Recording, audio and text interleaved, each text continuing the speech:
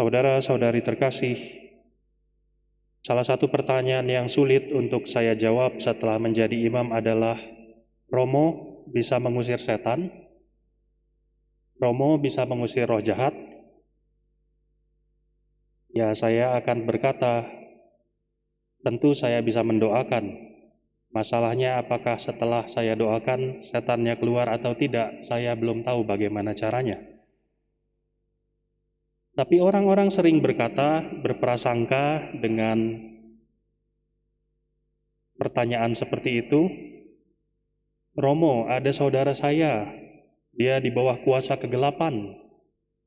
Ada kenalan saya, begini, begitu.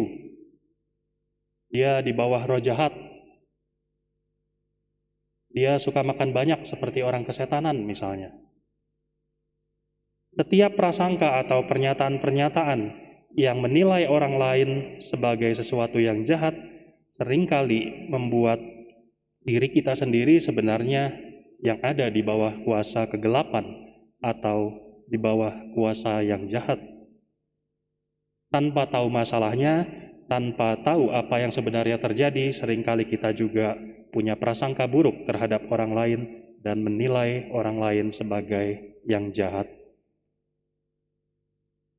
Kalau dasarnya sudah ada rasa curiga, ada kedegilan hati, seperti yang dikatakan dalam bacaan pertama, maka perbuatan sebaik apapun yang dilakukan orang bisa jadi dinilai jahat.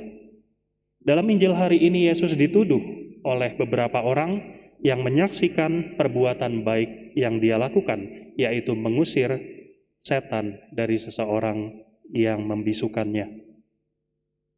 Yesus dituduh, oh, ia mengusir setan dengan kuasa Beelzebul, penghulu setan.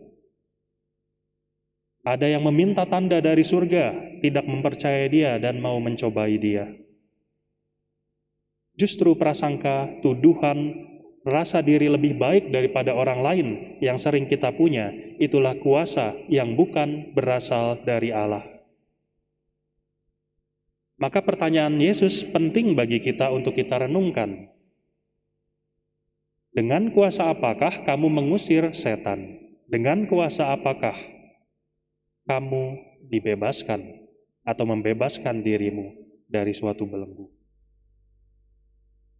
Maka di dalam bacaan pertama kita diajak untuk merenungkan bahwa jawaban yang benar, puasa yang benar adalah dengan mempercayai, mendengarkan, dan mengikuti perintah Tuhan.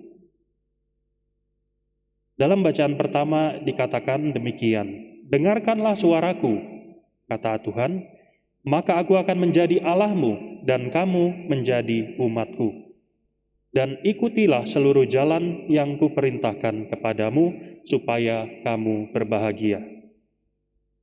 Maka hanya lewat cara itulah kuasa Allah dapat bekerja di dalam kehidupan kita.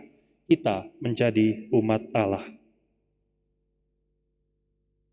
Yesus kembali berkata, jika aku mengusir setan dengan kuasa Allah, maka sesungguhnya kerajaan Allah itu sudah datang kepadamu. Kerajaan Allah itu sudah hadir dan memancar kalau setiap orang mau seperti Yesus mengandalkan kuasa Allah untuk menghilangkan atau membebaskan diri dari segala kuasa yang jahat, kuasa yang tidak berasal dari Allah. Karena sesungguhnya tidak ada kuasa yang lebih besar daripada kuasa Allah sendiri.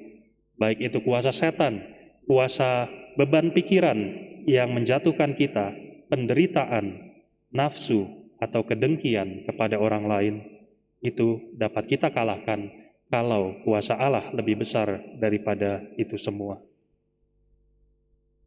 Maka saudara-saudari, janganlah terlalu pusing mencurigai orang lain dan merasa diri lebih suci, tetapi fokuslah pada usaha untuk bersama dengan Allah. Maka bertanyalah, sudahkah saya percaya kepada sabda Allah? Sudahkah saya mau mendengarkan kuasa Allah? Sudahkah saya mau mengikuti perintah Allah tersebut? Karena itu yang ternyata lebih susah daripada kita meminta sesuatu kepada Allah dan bukti-bukti yang Allah bisa berikan kepada kita.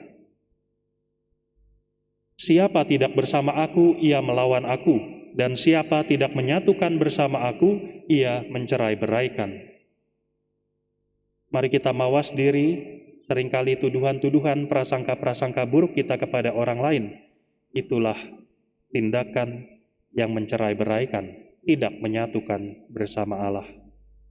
Tidak menyatukan bersama Yesus yang menghendaki kita semua melihat kebaikan dari setiap orang, dan bersama-sama berawal dari situ kita menghadirkan kerajaan Allah di dalam kehidupan kita masing-masing.